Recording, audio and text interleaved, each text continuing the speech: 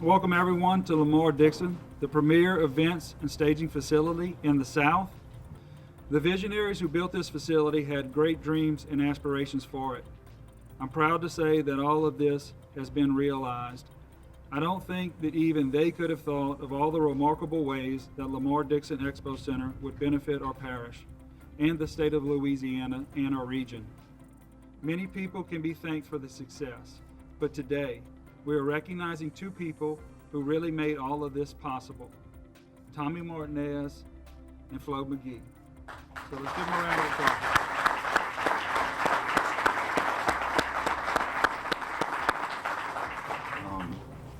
I first met Mary Lee in 1974. In year 2000, the facility opened. We're going to operate it until it gets to operational and financial stability. Well, we never got it to complete financial stability, but we got it close, if you would. Then we're going to turn it over to someone who can do this on a perpetual basis, because we want this legacy to go on for a long period of time, not only for the community that has blessed us, but also the state and the region. Then, I met Tommy at the beginning of his first term of his second tenure. And we had a coffee one day in his office, and I said, "Okay, Tommy, tell me about. I'm on the foundation board, and we have a vision about the facility." And Tommy also told me, "Well, I have a vision about the facility as well." Not only does he have the leadership ability and also the ability to get things done, but his vision was way ahead of us. Hence, you see the facility we're standing in front of today. The additional funding he was able to receive to turn it into a disaster relief area, as well as the soccer fields and everything you see back then was undeveloped at the time. Thank you for coming. Welcome to the Lamar-Dixon Expo Center, the newest facility in Ascension Parish as part of Ascension Parish government. I'm Scott Rabelais, the Public Information Officer. Welcome. We're glad you could attend this very exciting event in the history of Ascension Parish.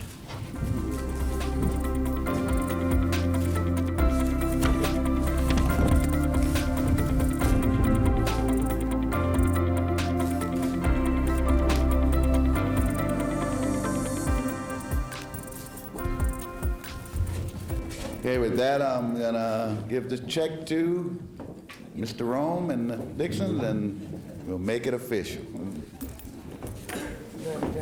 Thank you, Tommy.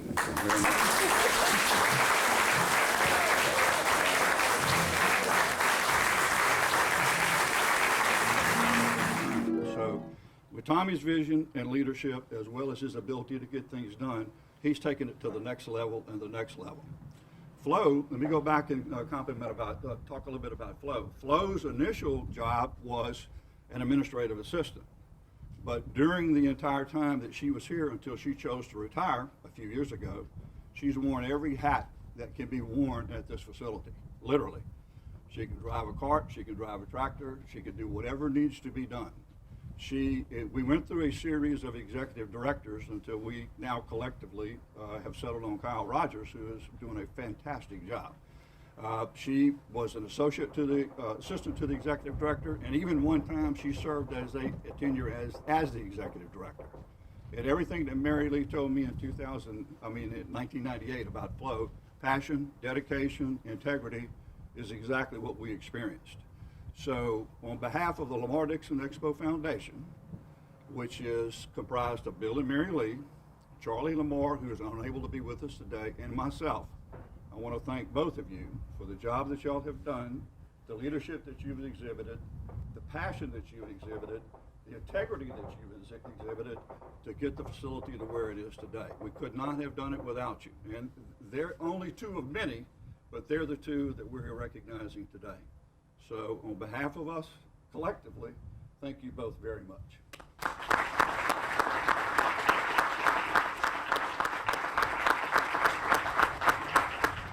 I just want to say thank you to those of you that have made this possible. I never expected it, but I do appreciate all the people that are here, and thank you. I'm going to speak for Tommy, as I do often, even when he doesn't ask me to. He doesn't let me do this often, so I'm going to take advantage. But we would like to thank the Lamar Dixon Foundation for this tremendous honor. He was very proud to be able to work with Miss Flo McGee over the years to make this a reality. Today, this would not be possible, though, without Bill and Mary Lee Dixon, so we thank you both.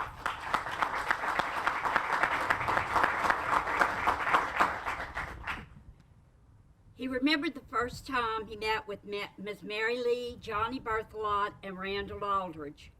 It was his second term in office, and Ms. Mary Lee said that she wanted to donate money towards a multi-purpose facility that would not only be good for the youth, but as a venue that could be used with many things going on at one time. At that time, they felt like it was the best thing for them to build it, and then hopefully the parish would be able to acquire it at some point. Unfortunately, someone lost the next election.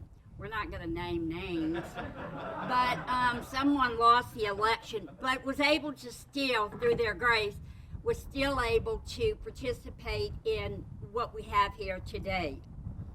When he was reelected in 2008, there was a negotiation to acquire this facility, but it did fall through. So they went back to the drawing board and decided to try and make people understand what a great world-class facility that this could be for us, for our future, for our children. So they got together, even though many people thought it was a terrible idea, it was a waste of money, and but it took a lot of people, a lot of the council that was there at that time, the parish workers and Tommy's administration worked tirelessly to get this accomplished. Nothing is built with one person, of course. We'd like to thank Martha Collins for the amount of work she did to obtain grant money to support the improvements of the 4-H facility. She worked tediously with each dollar that was granted for this building. Not 1 cent of Ascension Parish government money was used, nor any tax dollars in this upgrade to the building. Every improvement was done by the money awarded to Martha and her tirelessly working staff, and we appreciate that.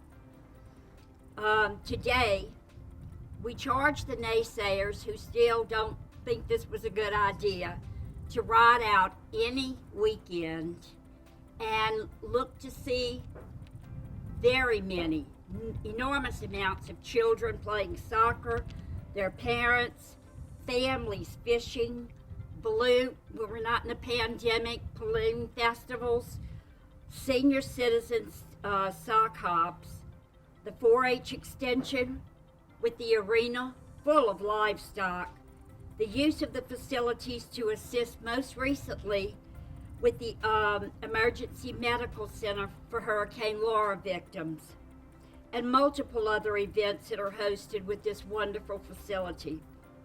It provides so much for our quality of life, and it provides us with a great, wholesome atmosphere for our families to have each day.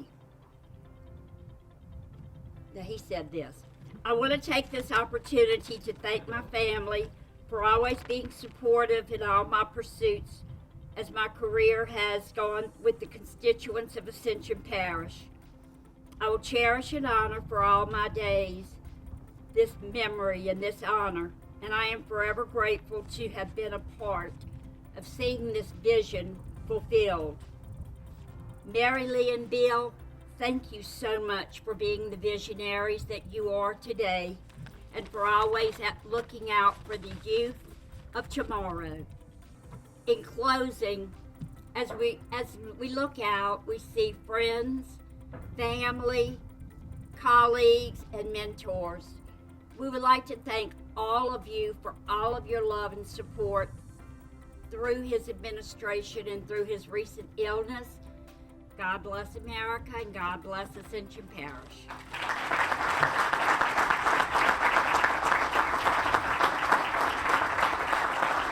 At this time, we're going to unveil the plaque. This is not the plaque.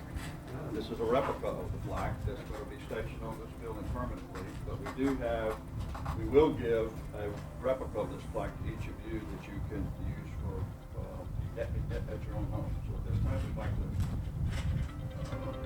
Here we go.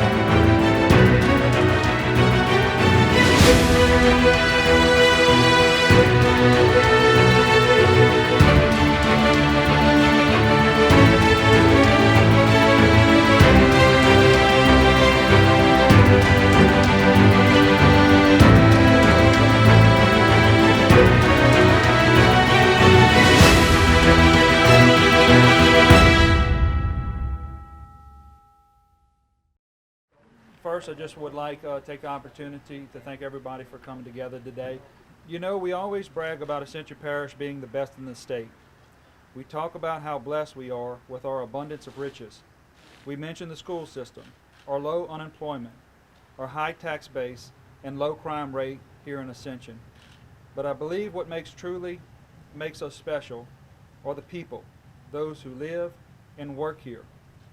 Although there are many people involved in this act of heroism, today we're here to honor 5 of those people. 5 people who put others before themselves, 5 people who used their training, education, knowledge, coupled with immense bravery and perseverance. 5 people who put themselves at risk to save others. Ladies and gentlemen, with great pleasure, I present to you Deputy Daniel Haydale. If you kind of just raise your hand.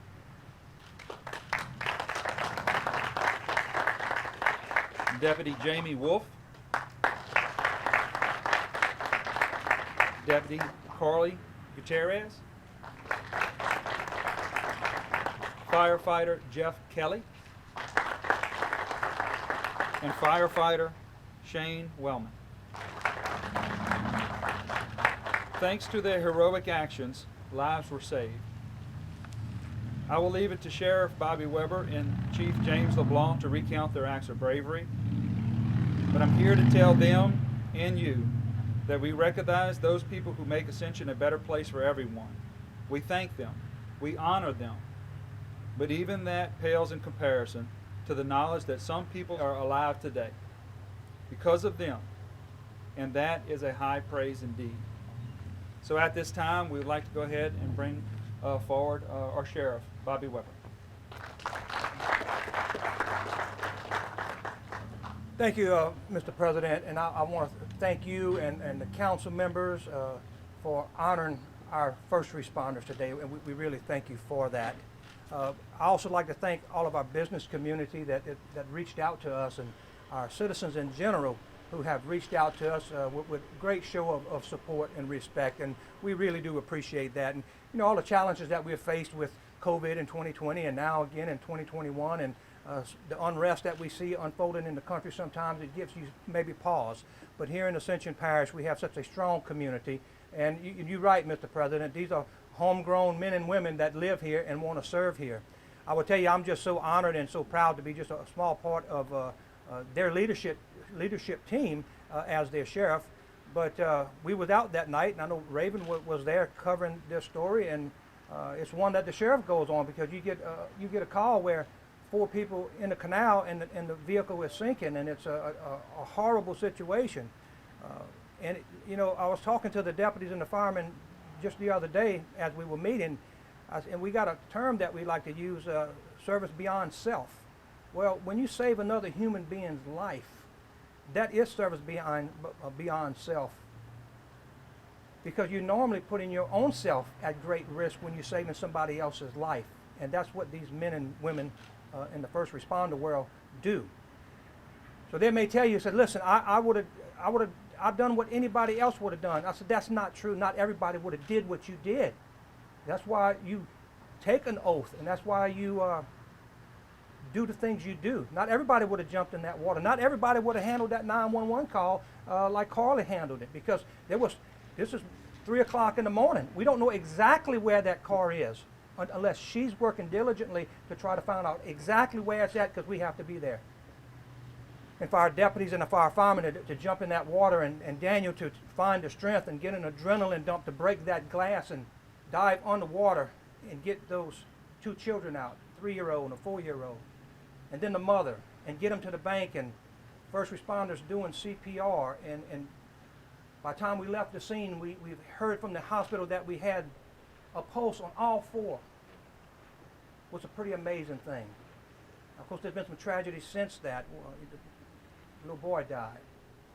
But I know as well as you do that if these firemen are on duty tonight, if these first responders, our deputies are on duty tonight, and this situation happens again, they will not think twice about doing what they do. And they are also humbled that they didn't want any recognition. But I said, listen, guys, I said, you know, you deserve this. You go get up every morning, you put on that uniform, you put on that badge, you put on your firefighter's uniform. And what we like to think that we are, and we know that we are, is public servants serving in our parish, serving other people. And that's what they do. And look, they do it. I go to these fire banquets, I go to these deputies banquets, and we talk about the numbers of calls that they run. This is no doubt one that could have been way more tragic than what it was, but it ended in a way to where our first responders were able to get there and do what they did, and we're getting some recognition from it. And I said, at least accept that. And you don't have to be so humbled. If the media wants to talk to you, talk to them. If they want a quote, give them a quote. And I'm trying to convince them to do that. But once again, Mr. President and this council, thank you for reaching out and wanting to honor our first responders. I thank the media for having such interest in this story, and thank you for covering it. And once again, the outshowing of support and love from our business community and our citizens in the parish is absolutely phenomenal. And we are so happy and so proud to serve in Ascension Parish. Thank you. So that's always a hard act to follow whenever you following behind the sheriff. Should have let me go first. But I'd just like to respond to some of the things the sheriff said. We live in a parish that's very, very blessed to have the responders that we have. Parish President Clint Whitmore and his crew and his staff, thank y'all so much for doing this. I think today I want to focus on some things that were done behind the scenes that a lot of people don't know about. If you interview any one of these 5 people, they'll tell you that They were just the quarterbacks that particular day. There was a lot of people behind the scenes on that particular call that did a lot of work. But these were your quarterbacks. If it wouldn't have been for your quarterbacks that particular day, the call could have been even more tragic. I'll start off with the dispatcher, Carly Gutierrez. I don't know how many of y'all know, but the first call that came through to dispatch was somebody that wasn't even on the scene. Somebody that had no idea what was going on scene. And Carly, because of her experience and because of her knowledge, she was able to get that person to give her the phone number to the person that was on scene. And she was able to call the lady that was on scene and get the information that we needed on that particular day. Just for Carly to understand that, look, I need to talk to the person that's on scene. It's just phenomenal. And Carly, I cannot even begin to thank you for the work that you did that morning. It's truly unbelievable. I don't know how many people know that Daniel Idell was working the night shift.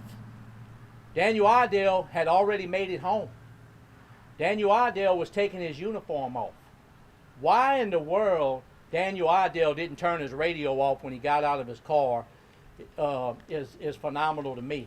But I believe it's a reason why God didn't turn that radio off.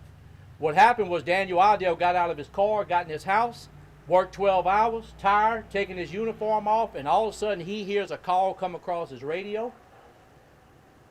And he says, you know what?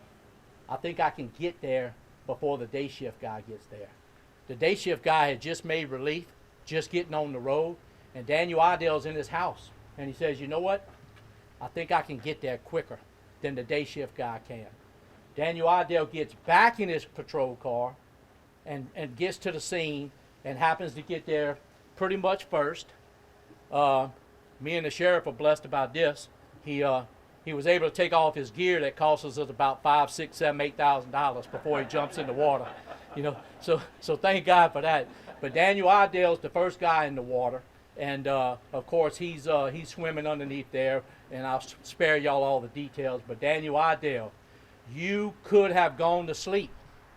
You could have turned your radio off and said, you know what, I did my 12 hours. I'm finished. Somebody else can handle it.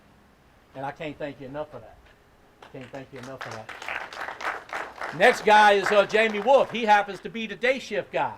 He's the one that's coming off relief. He's the guy that's en route, but he's a good ways away. But when Jamie Wolf gets there, he sees that his co-partner, Daniel Idell's in the water. So what does he do? Doesn't hesitate to unrobe his gear, unrobe his gun, unrobe his radio, and jumps in the water also. And between Daniel Idell and Jamie Wolf, they're doing remarkable things. And it's muddy. I don't know if y'all know the area, but there's no lights. Dark, dark, dark water. Dark area of Santa Ma. And you got Jamie Wolf and you got Daniel Idell underneath the water, feeling for anything that they could feel for. Jamie Wolf, remarkable. Remarkable. Here's the thing I really want you to understand. Santa Ma Fire Department and 5th Ward Fire Department were the fire departments called to this call. Shane Wellman and Jeff Kelly do not belong to the Santa Ma Fire Department and 5th Ward Fire Department. They belong to the Sorrento Fire Department, a fire department that was not called to the call. What happened was Shane Wellman and Jeff Kelly are laying in bed sleeping. They hear the call come across the Parish fire radio. It wakes them up. They say, you know what? I think we can get there. I think we can get there pretty quick. So Shane Wellman and Jeff Kelly, who are firefighters in Sorrento, they don't wait around for somebody to call them. They jump out of their beds, they get in their vehicles, and they respond, and they immediately jump in the water also with Daniel Idell and Jamie Wolf, and they do their business.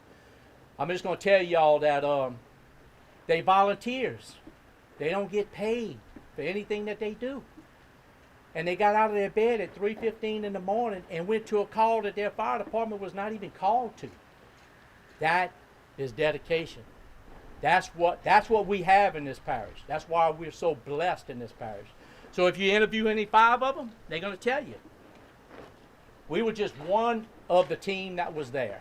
We were just one of the team that was there, and we did our job. But if each one of these 5 wouldn't have done their job, I guarantee you, the accident on 429 the other day would have been more tragic than what it is today. And it is a blessing to sit in front of this beautiful parish building today with all of you to honor these people that deserve every bit of honor that they get. Thank y'all so much.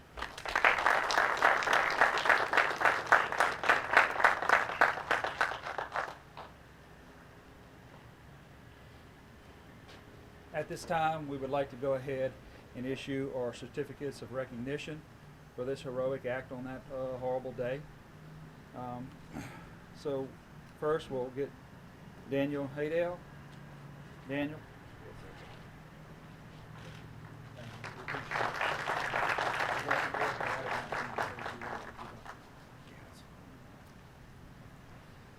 It was a teamwork out there that night. That's all I have to say.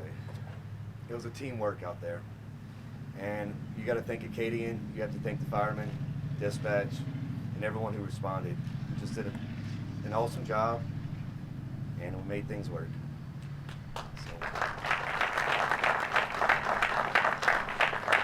I don't have these in any particular order. So next is Jamie Wolf.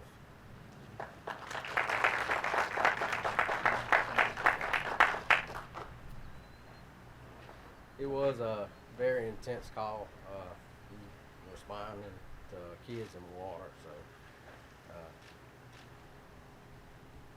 I'm just glad it turned out. Most all of them got out. Thank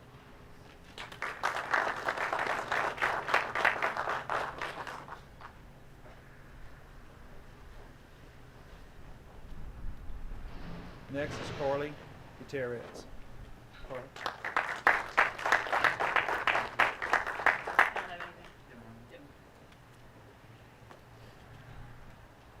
Next we have Jeff Kelly.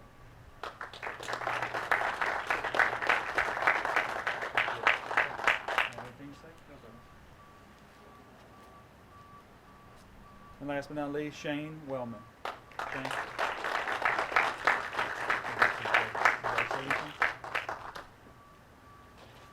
Well, we'd just like to thank everybody for coming today. And yeah, this is what makes Ascension Parish special. Thank you, everyone.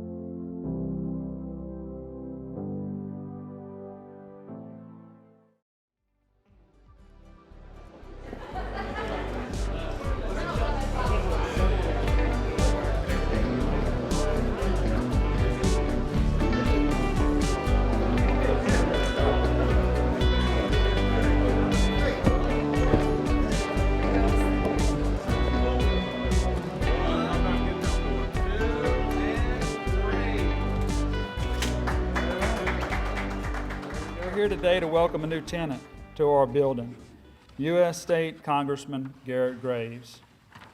Garrett is no stranger to any of you, and I'm sure you will agree that he is a great partner for us in Washington, D.C.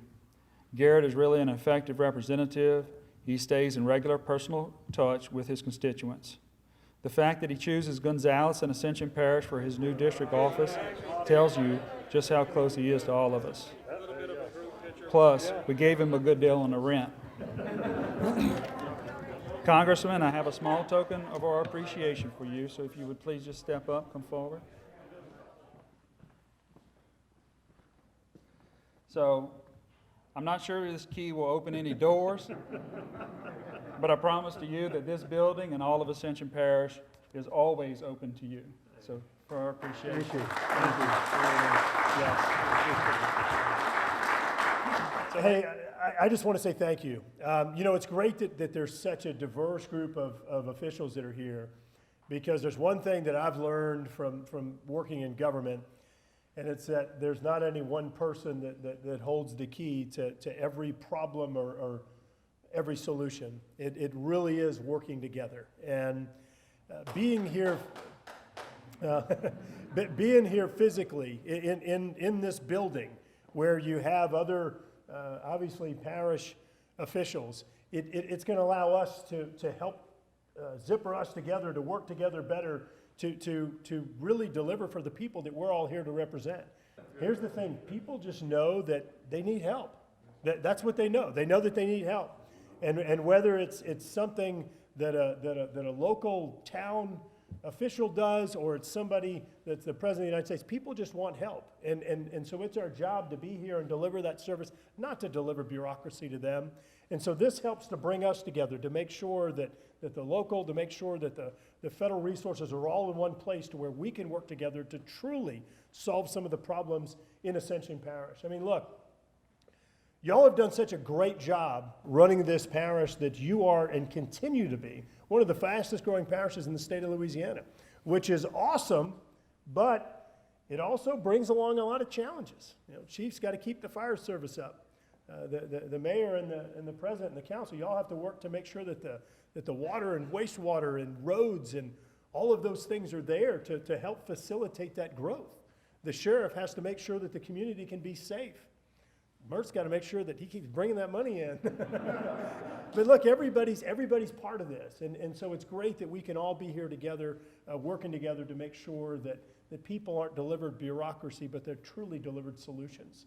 I'm really excited about this, and I can't thank y'all enough, the council and the president.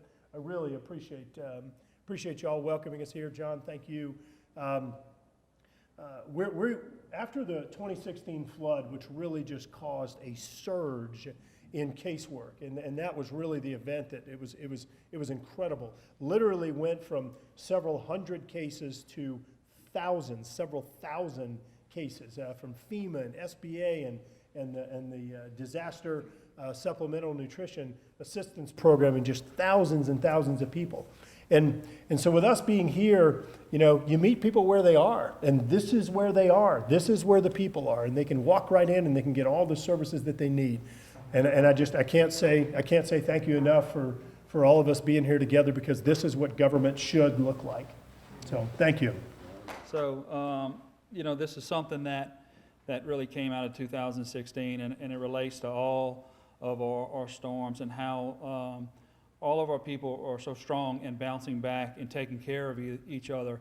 And I think this little phrase sums it up about the Ascension Parish people, and that's Ascension proud. And so since he's from Baton Rouge, I got him in LSU colors, but we just wanted to give him his hat as well.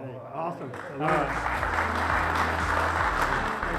Welcome, we're so glad you're here. No, this is great. It really is. You know, this district is 13 parishes, but East Baton Rouge, Livingston, Ascension, 70% of the district is in this region. And so having the ability to have an office here where we can, you know, just be that accessible to such a high density of the population. Absolutely. Is great. This region being one of the fastest regions growing in the state, just provides a great opportunity to have a working relationship with the federal partners as we move forward. So absolutely.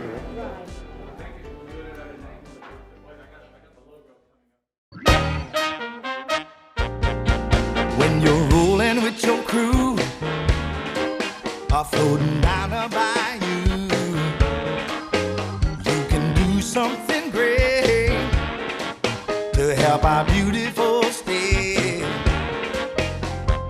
Love the blue and don't pollute. When you're watching a parade, or eating snowballs in the shade, we can do it as a team. Keep our Louisiana clean. Love the blue and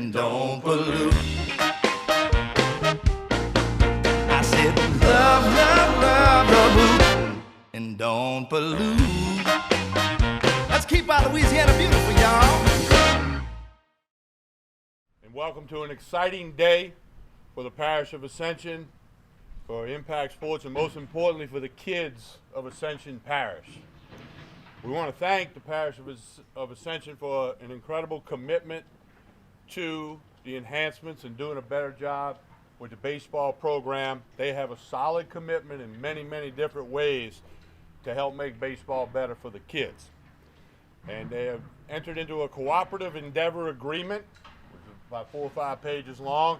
It details what the parish will do, what Impact Sports will do, and Impact Sports will implement, operate, and manage baseball here in Ascension Parish for kids aged 3 through 18.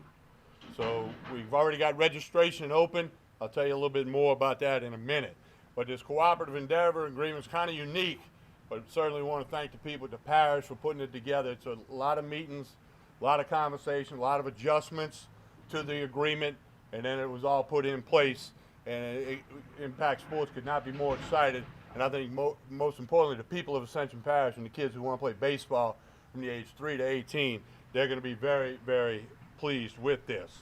Now, Impact Sports has decided to affiliate with Little League Baseball. I think everybody saw the East Bank team from the greater New Orleans area last year on ESPN winning a World Series. The stated goal of the team of Impact Sports is to see some boys, girls from Impact Sports, Ascension Parish, playing on the national TV, on the ESPN family of networks all over the country, and for that matter, all over the world. Our affiliation is the boundaries of Ascension Parish. We want to thank the folks with Little League. We've worked with them extensively through the past couple of months and past couple of years. Our registration is open. apbaseball.com is the website. There's a lot of info there. There's a way to contact us. We're also all over social media, and we really appreciate the tremendous amount of feedback and interaction we've gotten so far in just a short period of time on social media and on the website, which just went live actually this morning, went live to the public. So a lot of people are involved in making this happen, and every one of them that I've talked to, it's all about the kids of Ascension Parish and making baseball better, from the facilities to the programs to everything that goes along with it. We're going to put something out there that the people of Ascension Parish are going to be very, very proud of. We are excited to announce our partnership with Impact Sports and the opportunity to bring Little League Baseball to Ascension Parish. Over the past several years, we've seen a decline in our participation levels in baseball, and we see this partnership as an opportunity to bring Ascension Parish baseball back to the top. We're hoping, again, I've got kids that played baseball. I can't wait to cheer on an Ascension Parish team in Williamsport, Pennsylvania. Just this week, Ascension Parish hired a new recreation director, and we're looking forward to expanding all of our recreation programs and opportunities to all Ascension Parish residents to enjoy our parks and facilities, and this partnership will help us to reach out to more kids. So again, thank you for coming, and we're looking forward to an exciting baseball season. I'd like to thank everybody for taking time out of your busy schedules to be with us here today. Special thanks goes out to our parish president, Mr. Quimall, our parish council representatives, and Mr. Ricky Compton, who we've been in meetings and discussion with and given us the opportunity, and all those representing the parish administration. Although I'm not originally from Ascension Parish, I've lived here almost 16 years, and this place has become home to me, my wife Andrea, and my 3 grown boys. About 6 years ago, after my boys were done with youth baseball, I've got a hole in my head and wound up finding something else to do. But anyway, I found a way to stay involved with kids and baseball by founding a first-class, all-weather baseball practice facility right here in the heart of Gonzales. From this, my business, Impact Sports Gonzales, was born. Through the years, I've had the opportunity to work with some really great kids, fine coaches, and so many just good people. I've learned and experienced all the good, bad, and ugly there is, say all the flavors of youth baseball. I've surrounded myself with some great baseball people and assembled a team that has allowed me to be the very proud owner of Impact Sports. About 5 months ago, when we were first approached by the parish to discuss taking over operations of the recreational league, my first thought was a definite, nah, no thanks. But after meeting with the team, we could reconsider, and I guess, yeah, we're here today. I'm thankful for the opportunity and challenge to make Ascension Parish Rec Baseball not just a viable option, but a first-class organization and one that we should all be proud of. I believe our affiliation with Little League Baseball is just the icing on the cake, a partnership that will help us achieve our ultimate goal to give all kids at all levels the opportunity to learn, enjoy, and compete in the great game of baseball. I wouldn't be here without the hard work, commitment, and passion that my team put into making a good idea become a reality. Online registration started today, like Tommy said. We got a couple dozen folks have already signed up, and so far so good. That team consists of, and I know Tommy's introduced them already, but Wayne Grenfell, Scott, or Skipper Creel over there, who I've worked with for many years, great baseball guy, and Tommy Chrysan, who you've met. He's our director of marketing and social media. I can't thank you guys enough. And we're going to need many more people to help us make this the best we can for the kids. Thanks again, and please stay engaged with us through our social media outlets and our website at www.apbaseball.com. Once again, we really appreciate the commitment by the parish. Again, not just all the meetings, because there's more meetings to come, and there's a whole lot more work in front of us than is behind us. We look forward to that. The commitment from the parish, the commitment from the Impact Sports team is there. I can assure you of that. It's going to be done right, and it's going to make baseball in Ascension Parish better for the kids. We can't wait to yell out two of the best words in the world. Play ball! We can't wait to do it.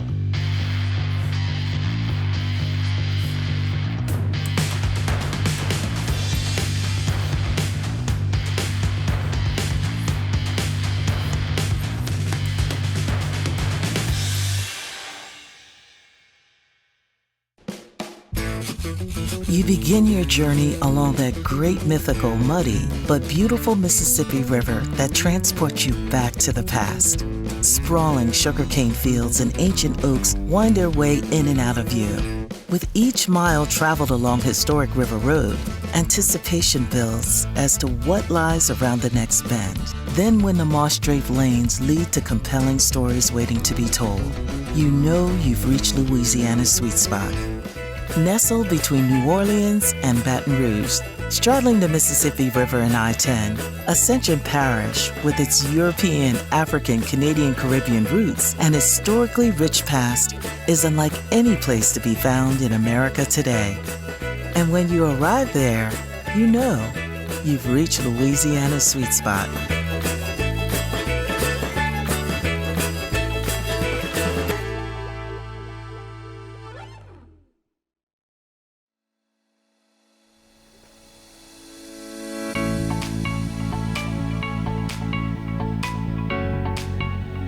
Attending today for the ribbon cutting of the Modest Fire Station. This new fire station replaces the old Modest Fire Station, which has become dilapidated over many years. I'm excited that we're able to open this new fire station just 1 year after the main station in Donaldsonville was opened. The station helps protect the most remote, rural parts of the parish to guarantee everyone gets the same level of fire protection. Yeah, so the new building is it's a two-bay building with an interior build-out of 1,100 square feet or so on the inside. It's got a conference room, kitchen, bathroom area, has state-of-the-art lighting, and then a roughly, I would say, 6,500 square foot parking lot or paving out front. Leaves plenty of rooms for fire trucks to park and maneuver. This new fire station is now located on the main road of Highway 405, so this will help the units respond quicker, and then everybody in the community can see the station now, and hopefully that kind of brings up some interest in people becoming new members of the station, and we are always looking for new volunteers and full-time members. I think this is a long time coming that we decide to build a new fire station, and there's a lot more upgrades within the area in Modest area that needs to be done, and I think we're on the right track in getting this done, and we're very grateful and thankful that this station would serve at its best for the residents of Modest. This fire station is very important to the people of the Modest area. When it comes to fighting fires or having emergencies, you need response from all areas of the parish. And so with this station being here, and our plans hopefully is to get to the point where we can have part-time workers be at this station, on a daily basis. We could have more people to respond quickly in the outskirts of the city limits of Donaldsonville. The first responders, this is what it's all about. And the people that are out there, and we need to thank them and thank God for them. What they do is a special thing, and it takes a special person to do something like that. So I feel it's our job as a parish to, support and do whatever we can to help. It's a proud moment for Modest.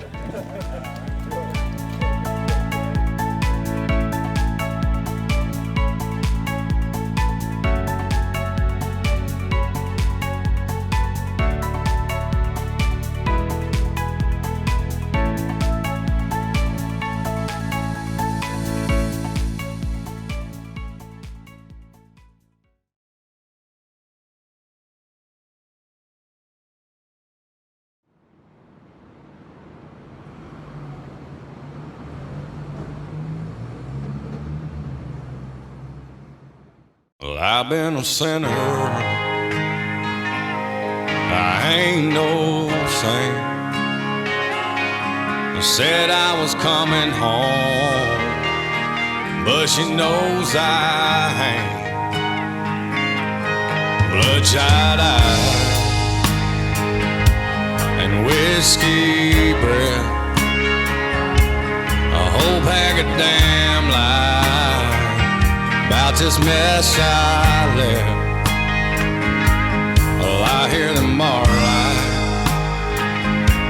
they call my name, chasing that old gold they call fortune and fame. 'Cause it's been a long time coming. It's been sin after sin. It's been a long time coming, and she ain't never coming back again.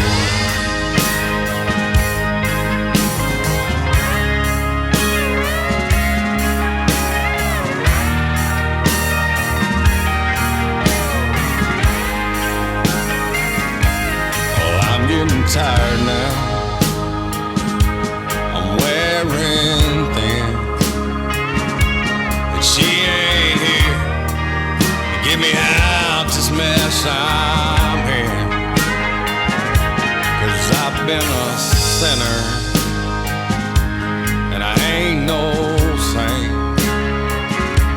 She says she ain't coming home, Lord, I know she ain't.